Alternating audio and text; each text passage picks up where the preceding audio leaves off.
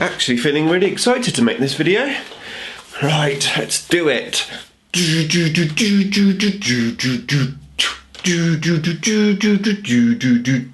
When will we see IDIC play Kill Team? I answer this question and more in this month's Necron Q&A. It's coming right up. Necrons! Nick speaking, and welcome to this video. And if you're new to the channel and you want to keep up to date with the Wonders of Warhammer 40k, then please subscribe and hit the bell button to turn on all notifications so you don't miss an upload. Right, welcome back to another special Necron Q&A video. Once again, I've got a lot of Necron questions as well as a lot of non-Necron questions. So I'm going to split this month's Q&A into two videos. Necron questions today, and then coming up on Thursday this week will be the other non-Necron questions. So stay tuned for those. Right, before we start, I have a question for you. Okay, so my question's going to be a little bit twofold because I'm not sure when this video is going to come out compared to the Games Workshop releases, but it's about the Psychic Awakening for Necrons, of course. What I'd like to know is what you think we are going to get. Now, that's not what you want to come out in that book, but what you think we will get. Now, if the rules have already been released, I'd like to know what you think of the rules that we got. Now, in terms of what I think will be in the book myself, have to be honest, I am not expecting too much. I'm thinking we're going to get maybe one little rule from that book, maybe a stratagem or something. But I really don't have high expectations personally. I know there's been talk of pariahs coming out or a new anti-psychic HQ character. Personally, I don't think too much. I don't think we're going to get much. But I'd love to know what you think. And like I said, if the rules are out, what do you think of the rules that we got? And whilst you're there, don't forget to leave a question for me for next month's Necron Q&A. Okay, so on to your questions. And the first one is from Hatework, who says, are the weapons on Wraiths worth the points? And which would you take? Also, do whip coils give an extra attack? Or do they replace vicious claws? So they don't replace vicious claws. They're basically a piece of war gear where the claws are their weapons.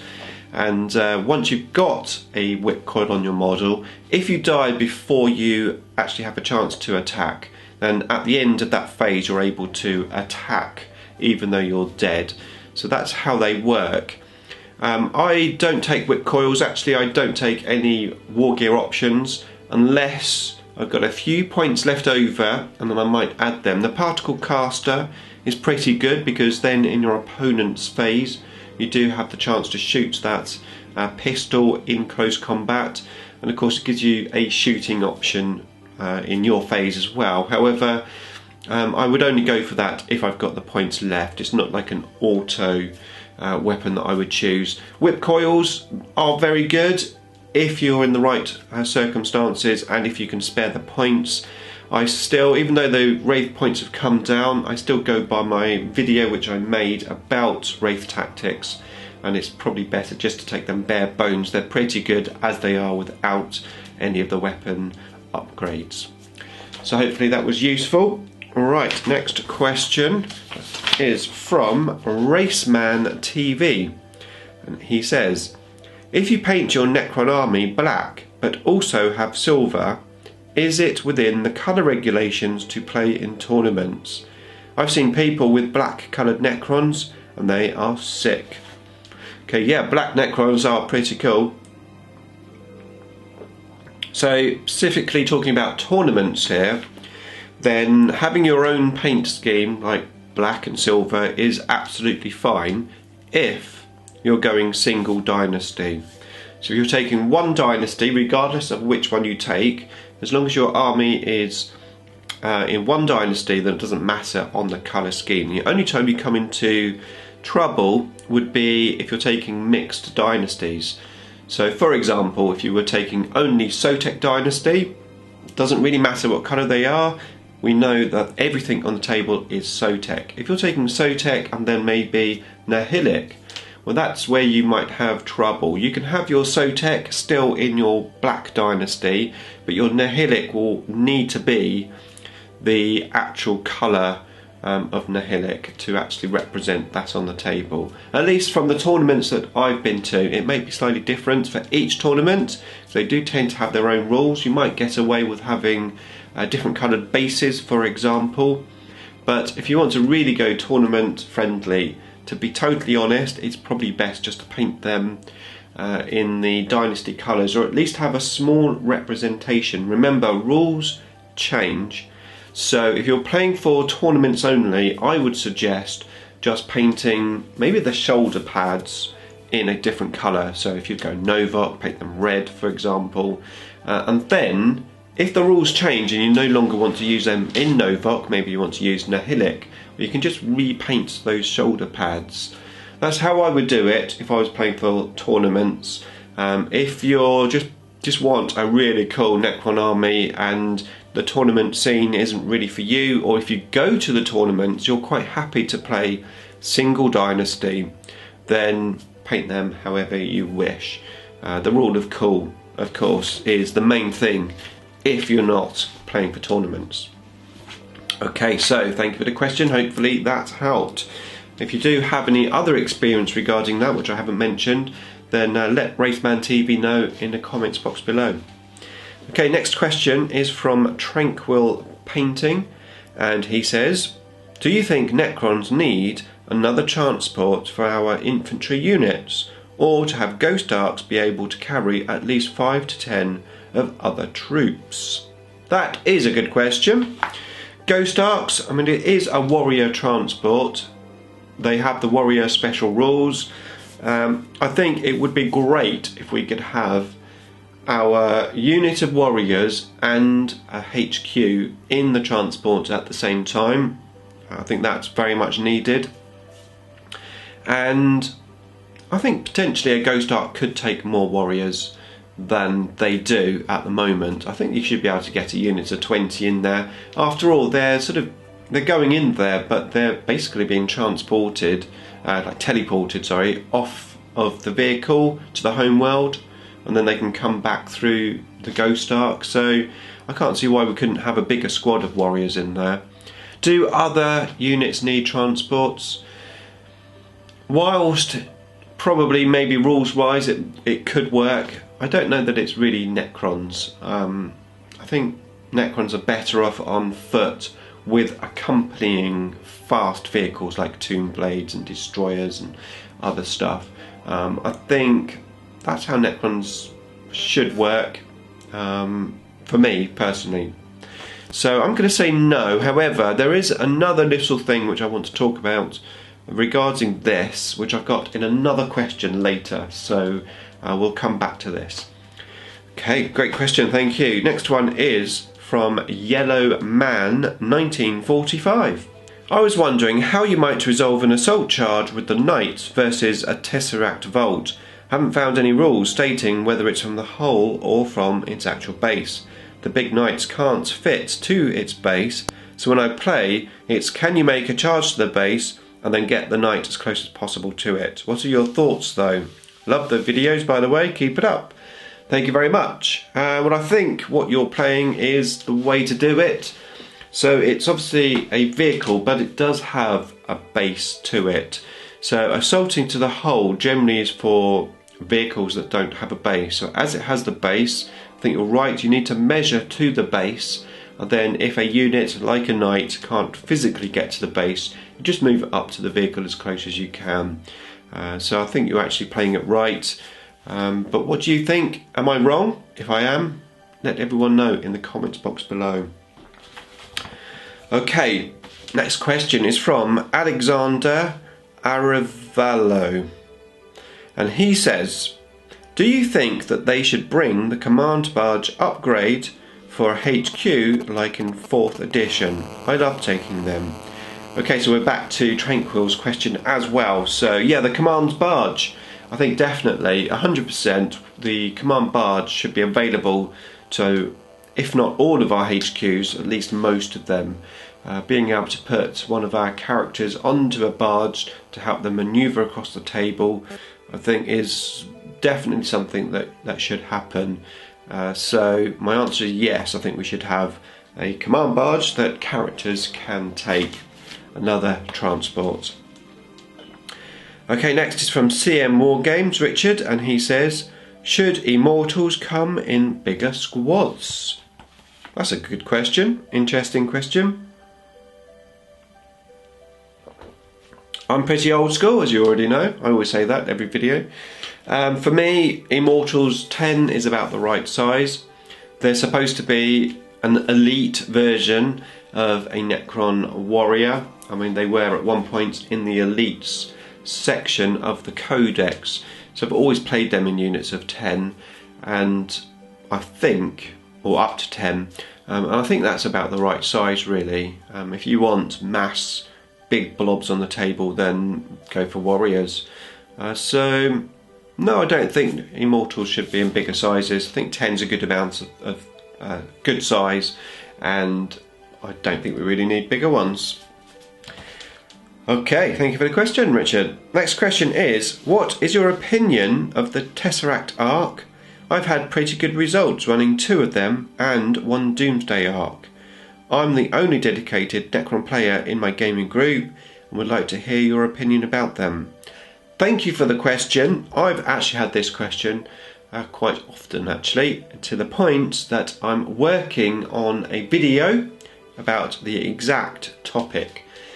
So I'm going to keep you in suspense a little bit longer, but there will be a dedicated video about the Tesseract Ark and Doomsday Ark, so keep an eye out for that. Okay, so the next question is from Ben Ellis, who says, what have you found to be the best way others use to take on a Necron infantry heavy list? Okay, so in my experience, there's been a couple of ways. One, I mean, it obviously depends on the army that your opponent has, but one way has been to multi-assault. So if you've got multiple warrior units, immortal units, like a heavy infantry army on the table, you don't tend to have so much room to deploy, so your units tend to be closer. And then if you get assaulted by units, either big units or units with a big base, they'll tend to multi-assault, so that it's much harder for you to fall back and obviously shoot, or indeed they'll try to wrap around you so you can't even fall back, and that means of course you can't shoot your opponent in your turn. So that seems to be quite a good way. Of course, if you're more of a shooty army and you have the volume of shots, then the only way to deal with this type of army, heavy infantry, is to take one unit out at a time, so just shoot a whole unit until it is dead and then move on to the next one. Don't tend to split your fire. As everyone knows, the way to kill a Necron is to kill the whole unit. So yeah, that's been my experience anyway, and I learnt that with Richard when he played his Wraith Knight, and on that game I decided it would be fun to have, I think I had 60 warriors and 50 immortals and a few HQs, and he came in with his Knight, multi-assaulted 3 units. This was the early days of 8th edition, and tied up 3 units, and then I had not many guns left. So yeah, I learnt that the hard way. Right, the next question is from TheGigaslayer. And he says, my question is, what army-wide ability do you think could be added to make Necrons behave more like Necrons?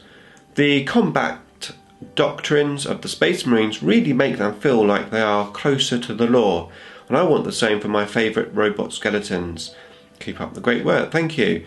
That is a very interesting question. An army-wide rule that will make Necrons more like Necrons. I think for me, when I think of Necrons, my instant thought is robots that are hard to kill. Terminator. A sea of Terminators. And you shoot them and they come back, and I think that's very well done with obviously the RP rules, of course known previously as will be back rules, so there's definitely a Terminator theme going on with them. So I think to really make Necrons, personally, for me, it's that coming back of the models. So I'd like to see a better RP rule maybe.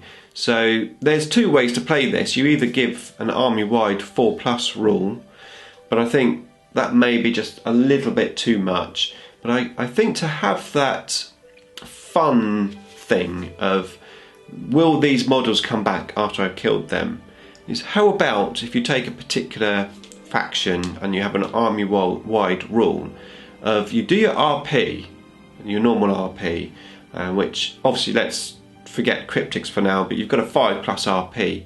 Then you get to re-roll that, and on a 6+, they come back again. So it gives you that extra sort of, oh, they failed, but you know, and you roll it again, and if you get any 6s, so you might get 1 or 2 back. I don't know, that would be very practical when you're gaming because it's another set of dice rolls, but I think it would make them quite thematically interesting, and I think potentially fun, stroke a bit nerve-wracking to our opponents, where it's like, okay, they failed their RP roll, but now they've got another RP roll, and whilst it's only 6s on a good roll, you know, you could roll 3 or 4 more 6s and get those models back up. So I'm thinking maybe that. At least that's the only thing I can think of at the moment. So, yeah, thank you for the question. I'd love to know what you think actually of that. What do you think? An army-wide rule that would make Necrons more to the fluff of Necrons. Okay, next question is from Heinrich Botha. And he says, Kill Team. When will we see IDIC Beer Kill Team? What would you run? As opportunity of kit bashing Necrons, what are you most optimistic for? Okay, so Kill Team, Kill Team, Kill Team. One of my favourite sayings is never say never. However, I have previously said I'd never do Kill Team. But I must admit, I have been thinking about Kill Team, and what's really got me thinking about Kill Team is my buddy with his Blood Angels. So the last time I played him, I set up my table, made it all thematically looking lovely. I had my bridge going across. I thought this is going to be a really good fun game. And yeah, turn 1 pretty much the game was over. And it got me thinking, maybe Kill Team could be good for me and my buddy, because we can have a smaller game, there's less setting up, less hassle as such, and it could be quite fun. Maybe just to inject a little bit more fun rather than, yeah. So I have been thinking of Kill Team. I need to speak to my buddy about it and say, what do you think if we have a look at Kill Team?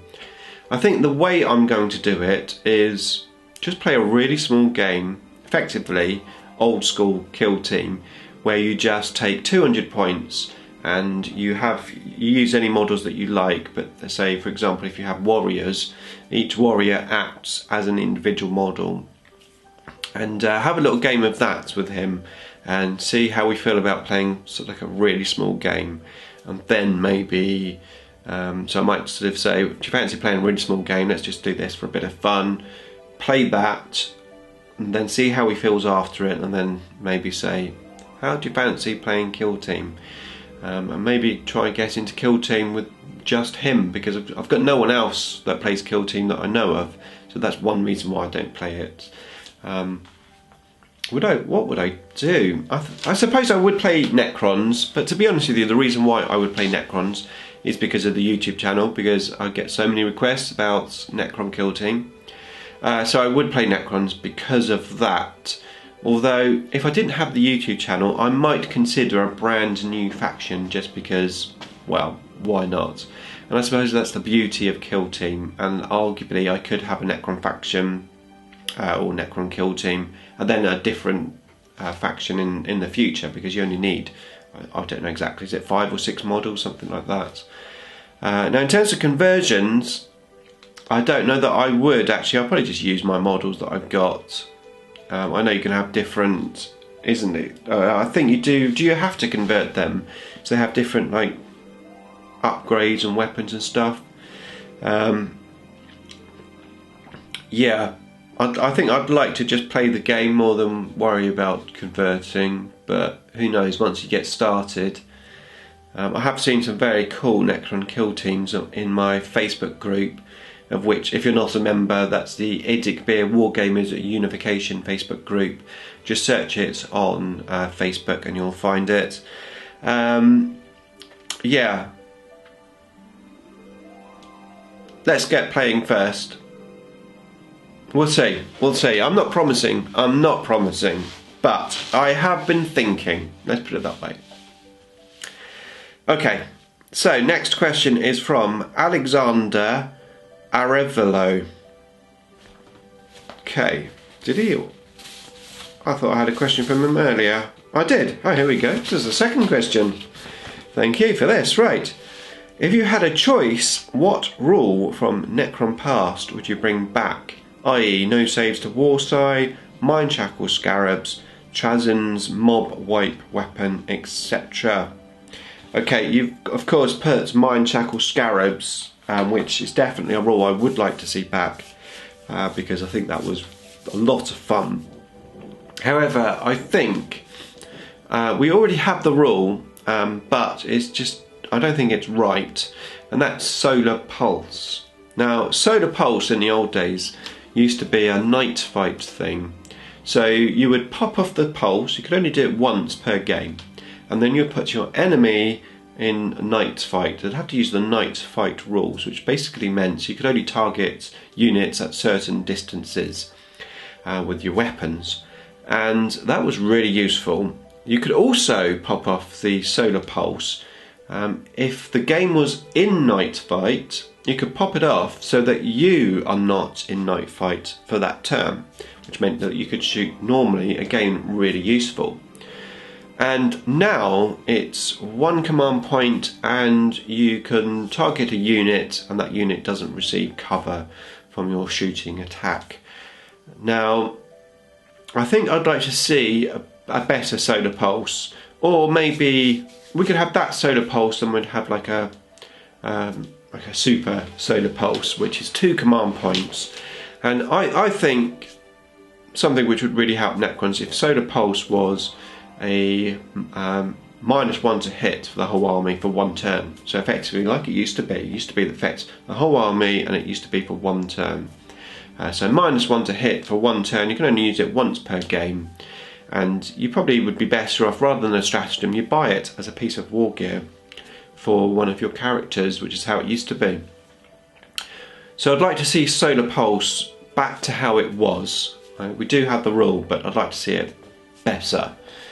It could even be, I suppose, a 3 CP one, or you could have it slightly different. You could say, well, for 2 command points, your whole army will be classed as in cover, although we sort of have that stratagem already for in the Warhammer 40k universe for 2 CP. So I think making your units hard to hit would be really good, and could help Necrons. You can imagine you lose first turn, you play that stratagem or you play that piece of war gear, you're now hard to hit for that first turn.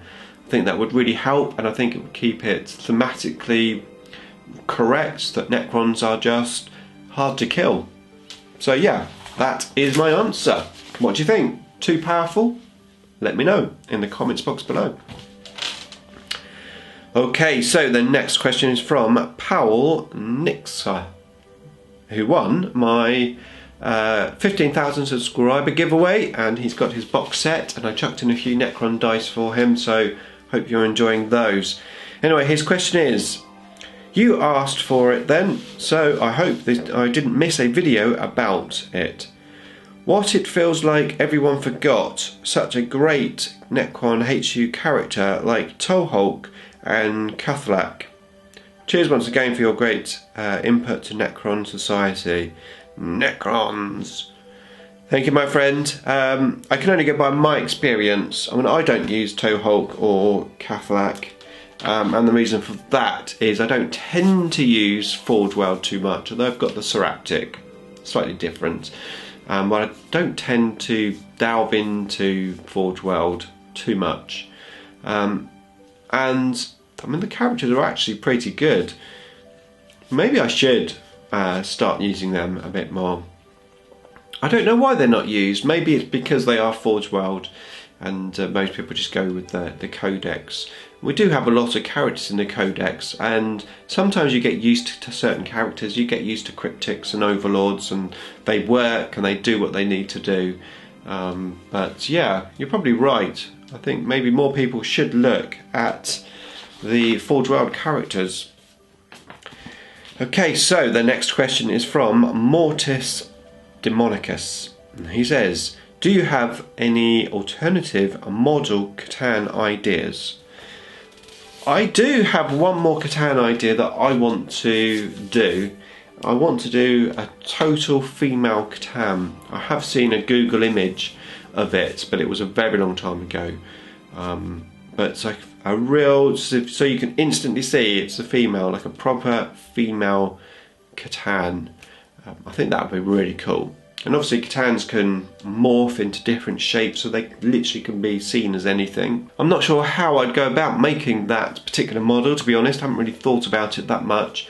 But yeah, if I do another Catan, that is what I'm thinking of. Of course, I've got quite a few already, so yeah, but that's one more Catan that I would like to make, a female Catan. Right. Next question, and that is from Brandon Salyers. Sorry if I butchered everyone's name. I have a question. You're in the right place. I got the Outrider attachment box, and my mum is calling. How inconvenient. Hello, Mum. Okay, sorry about that. Right, on to the question. So, I got the Outrider detachment box and began assembling my Tomb Blades. I decided to go with the tested cannon as the exploding sixes is worthwhile. However, what is the difference between the nebula scopes and shadow looms? Which is better and how do they work?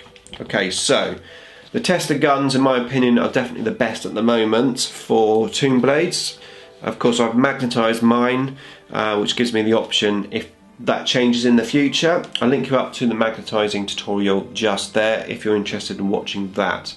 But yeah, nebulous scopes or shadow looms, you can only take one of those pieces of war gear. So what do? So nebulous scopes effectively takes away the enemy's cover save, so no cover save against shots by that weapon with the Tomb Blade with that particular piece of war gear. Now remember, you don't have to give that war gear to the whole unit, so you could have maybe half of them with that particular piece of war gear and the other half without. If you do that, you'll have to allocate your shots, so roll for your scopes and roll for your normal shots separately. And then you have the shadow looms, which gives the model, again you don't have to give it to the whole unit, so whatever models have those looms get a 5+ invulnerable save. Now personally, I tend to take the scopes. Taking away your enemy's cover save is very useful, and although a 5+ invulnerable save arguably is very useful, what I find tends to happen with Tomb Blades is where they have a lot of shots, so they've got 4 shots each with Kessler, and then they get 2 extra hits for exploding sixes, times that by a big unit, and that's a lot of shots, and they're very fast moving. They tend to get targeted quite easily. Now even with that -1 to hit, which they have, you'll find that your enemy will put a lot of firepower into them to try and remove them. And if they're putting weapons which do 2 or more damage, of course that's the whole model gone when you fail your save. And most of those guns which are coming in are going to be with a reasonable AP, probably -2 or -1 or whatever. So the 5+ invulnerable save, in my experience, whenever I've rolled to save, I haven't really saved particularly well. So I always take shadow looms, which gives me my 3+ save. So if I get hit with a -2 weapon, I'm taking 5s anyway. I'm saving on 5s anyway. So the 5+ invulnerable save is only going to make a difference if I'm being hit, say, by -3 weapons, rather than 6s. That's obviously 5s. But like I said, rolling 5s to be saved from a big volume of shots that's coming in, I just don't really see it's going to make any difference from my experience. So I'd rather have the shadow looms and then enhance my shooting. So if I'm taking shots at a unit which is hunkered down in cover, even though I've got no AP, unless I'm in Mefret of course, then at least they won't get the cover save. So that's what I would use, and that's the difference between them. It would be nice if we could take both of those weapon or war gear options in one go. I think that's a window cleaner. It's all happening this morning. Okay, next question is from Ryan A, and he says, choose one. Play only Necrons from now on, or never play them again. Is that really a choice? Yeah, I'd play Necrons from now on. To be fair, I think that's really what I'm doing. I mean, in 8th edition, however many years that's been out now, I've only played Necrons apart from 3, maybe 4 games. I played my Eldar twice, I think, and I think I played Tyranids twice. I'd be quite happy just to play Necrons. I just don't have enough time really to learn all the rules of the other factions that I've got. So I'm almost in that position anyway, just playing Necrons. Okay, next question is from John Kessler, and he says, what is the best Necron set to get so once you have finished building it you get a good amount of extra bits for future conversions? That's a good question. Generally the dual kits are the best ones for extra bits, assuming you don't magnetise them with all the weapon options. But you've got the Lichguard Praetorian set, that's very good. You've got the Deathmark stroke Immortal kit, that tends to give you quite a few extra bits. We do have a few other dual kits where you will get some extra bits, like the Doom Scythe, Night Scythe, and the Doomsday Ark, Ghost Ark kit. But I think the one where you get the most bits is going to be the Lichguard Praetorian kit. Yeah, I would say that one. Okay, that was the last question. So if you have a question for me for next month's Necron Q&A, then pop them down in the comments box below. And if you want to see some more Q&A videos, check that playlist out there. And if you want to see my magnetising Toonblaze video, then I'll link that up there. And if you're not subscribed yet, start now and hit the IDIC beer icon. Beam me up.